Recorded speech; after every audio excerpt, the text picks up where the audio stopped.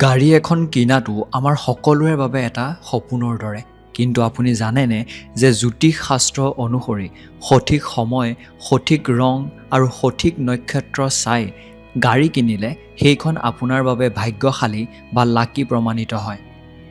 বহু সময়ত দেখা যায় যে নতুন গাড়ী এখন কিনাৰ পাছতেই ঘৰত সঘনাই দুৰ্ঘটনা হোৱা বা গাড়ীখনৰ বাৰে বাৰে বেয়া হৈ থকাৰ দৰে সমস্যাই দেখা দিয়ে। ইয়াৰ কাৰণ হ'ব পাৰে আপোনাৰ কুণ্ডলীৰ গ্ৰহ নক্ষত্ৰৰ সৈতে গাড়ীখনৰ সামঞ্জস্য নথকাটো। গতিকে আজিৰ এই ভিডিঅ'টোত মই আপোনালোকক ক'ম জ্যোতিষ অনুসৰি গাড়ী কিনিবলৈ কোনটো বাৰ বা দিন আটাইতকৈ শুভ। আপোনাৰ ৰাশি অনুযায়ী কোনটো ৰঙৰ গাড়ী আপোনাৰ বাবে শুভ হ'ব। গাড়ী কিনি আনি ঘৰত কৰিবলগীয়া কিছুমান বিশেষ নিয়ম বা পূজা কি কি।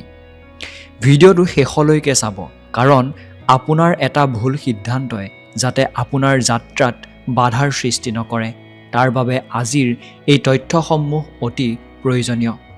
তেন্তে আহক পলম নকৰি আজিৰ এই গুৰুত্বপূৰ্ণ ভিডিঅ'টো আৰম্ভ কৰোঁ। তাৰ আগত যদি ভাল লাগে এটা লাইক কৰি দিব, চেনেলটো যদি ছাবস্ক্ৰাইব কৰা নাই বা প্ৰথমবাৰ চাইছে ছাবস্ক্ৰাইব কৰি কাষতে থকা বেল আইকনটো চুই দিব এনেকুৱা ধৰণৰ ভিডিঅ'সমূহ পাবৰ বাবে। জ্যোতিষ শাস্ত্ৰৰ মতে কোনো নতুন বাহন ক্ৰয় কৰাটো কেৱল এটা বিলাসিতা নহয়, ই আমাৰ ভাগ্য আৰু সুৰক্ষাৰ সৈতেও জড়িত। বিশ্বাস কৰা হয় যে সঠিক সময় আৰু নিয়ম মানি বাহন ক্ৰয় কৰিলে যাত্ৰা শুভ হয় আৰু দুৰ্ঘটনাৰ সম্ভাৱনা কম থাকে।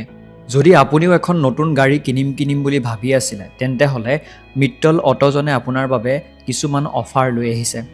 কি গাড়ী কিনিব আপুনি যদি ভাবি পোৱা নাই বা যদি আপুনি ভাবি থৈছে, তেন্তে হ'লে সেই গাড়ীখনৰ বিষয়ে অধিক জানিবলৈ স্ক্ৰীনত দিয়া নাম্বাৰটোত আপোনালোকে ফোন কৰি সবিশেষ জানিব পাৰিব যে বৰ্তমান কি অফাৰ চলি আছে।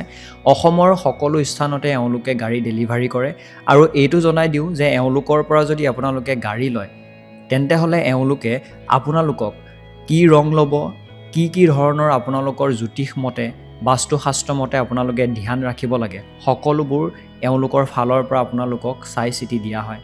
গতিকে আপোনালোকে এওঁলোকৰ সৈতে কণ্টেক্ট কৰিব পাৰে। স্ক্ৰীনত দিয়া নাম্বাৰটোত ফোন কৰি এবাৰ হ'লেও আপোনালোকে সোধক আপোনালোকৰ মনৰ সেই প্ৰশ্নটো, যদি গাড়ী কিনিব বিচাৰি আছে, আৰু জ্যোতিষ মতেও আপোনালোকক সকলো চোৱা চিতা এওঁলোকে কৰি দিয়ে। গতিকে যদি ভাবি আছে আপুনি গাড়ী এখন ল'ম বুলি, স্ক্ৰীনত দিয়া নম্বৰ দুটাত কোনোবা এটাত ফোন কৰি আপোনালোকে সুধি ল'ব পাৰে।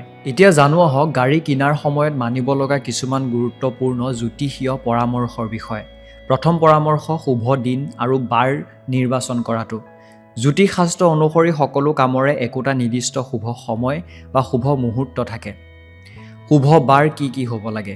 সাধাৰণতে সোমবাৰ, বুধবাৰ, বৃহস্পতিবাৰ আৰু শুক্ৰবাৰে বাহন কিনিলে অতি শুভ বুলি গণ্য কৰা হয়। অশুভ বাৰ আছে শনিবাৰ।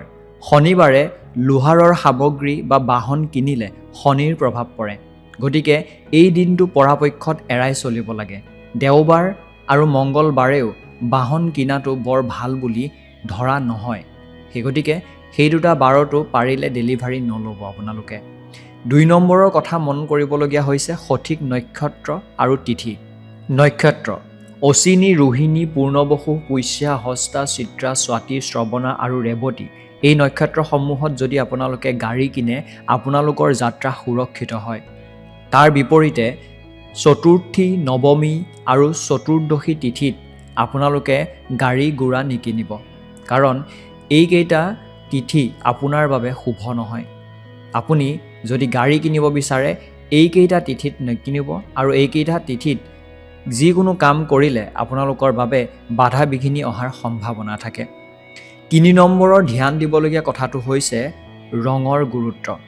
ৰাশি অনুসৰি গাড়ীখনৰ ৰং আপোনাৰ জন্মৰ যি ৰাশি আছে সেই ৰাশিৰ সৈতে মিল থকাটো জৰুৰী। ভুল ৰঙৰ বাবে মানসিক অশান্তি বা দুৰ্ঘটনা হ'ব পাৰে। সেই গতিকে যিজন ব্যক্তিৰ নামত গাড়ীখন ল'ব সেইজন ব্যক্তিৰ ৰাশি অনুসৰি চোৱা চিতা কৰাটো দৰকাৰী।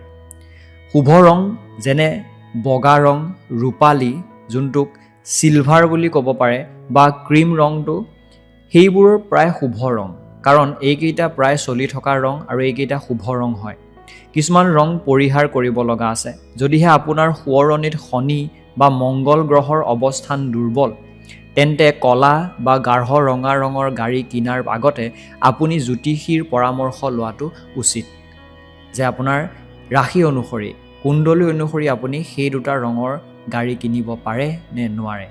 4 নম্বৰৰ ধ্যান দিবলগীয়া কথা হৈছে বাহনখনৰ পূজা আৰু ধৰ্মীয় কিছুমান ৰীতি নীতি। গাড়ীখন আপুনি যেতিয়াই ডিলাৰৰ পৰা বা শ্ব'ৰুমৰ পৰা উলিয়াই অনাৰ লগে লগে কিছুমান কাম কৰাটো প্ৰয়োজনীয়। প্ৰথম, বাহন পূজা। ওচৰৰ মন্দিৰত সেই ডিলাৰ বা সেই যি শ্ব'ৰুম আছে তাৰ ওচৰতে যি মন্দিৰ আছে সেই মন্দিৰত আপোনালোকে কিছুমান নিয়ম কৰিব লাগিব বা ঘৰত আনি কিছুমান নিয়ম কৰাটো প্ৰয়োজনীয়, যিখিনি নিয়মেৰে বাহনখনক পূজা কৰাব লাগে। প্ৰত্যেকৰে নিয়ম বেলেগ বেলেগ, গতিকে আপোনালোকৰ নিয়ম অনুসৰি পূজা কৰাটো প্ৰয়োজনীয়। নাৰিকল ভঙা। গাড়ীৰ আগত এটা নাৰিকল ভাঙিব লাগে, ই বিঘিনি আঁতৰ কৰে বুলি বিশ্বাস কৰা হয়। 3 নম্বৰ, নেমু আৰু জলকীয়া। গাড়ীৰ আগফালে নেমু আৰু জলকীয়া লগোৱাৰ পৰম্পৰাই কুদৃষ্টিৰ পৰা বচাই ৰাখে।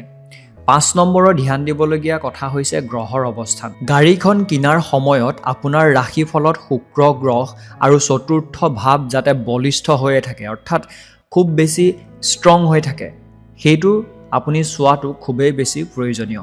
কাৰণ শুক্ৰ গ্ৰহ হৈছে সুখ আৰু বাহনৰ কাৰক আৰু চতুৰ্থ ভাৱ হৈছে স্থাৱৰ সম্পত্তিৰ কাৰক। গতিকে এই দুটা বস্তু আপোনাৰ ৰাশিফলত সঠিক স্থানত আৰু সক্ৰিয় বা ষ্ট্ৰং অৱস্থাত থাকিব লাগিব।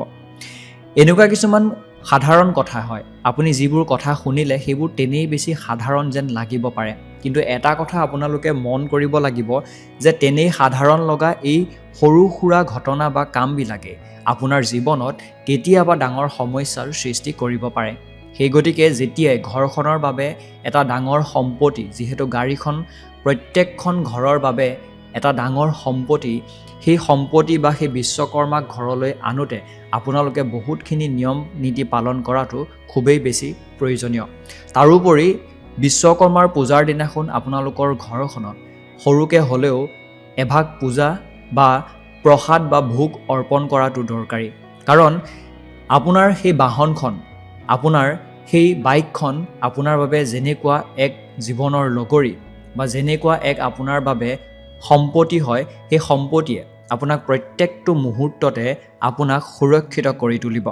সেই গতিকে এইবোৰ নিয়ম মানি চলাটো খুবেই বেছি দৰকাৰী। গাড়ীখনত যেতিয়াই আপোনালোকে ৰাতিপুৱা ঘৰৰ পৰা ওলাই যাব, যিমান পাৰে সেৱা কৰি ওলাই যাবলৈ যত্ন কৰিব। আৰু যদি বহুত বেছি দূৰণিবতীয়া ভ্ৰমণ কৰিবলগীয়া হয়, গাড়ীৰ টায়াৰৰ পৰা এটা ফুট নিজৰ কপালত লগাই ল'বলৈ যত্ন কৰিব।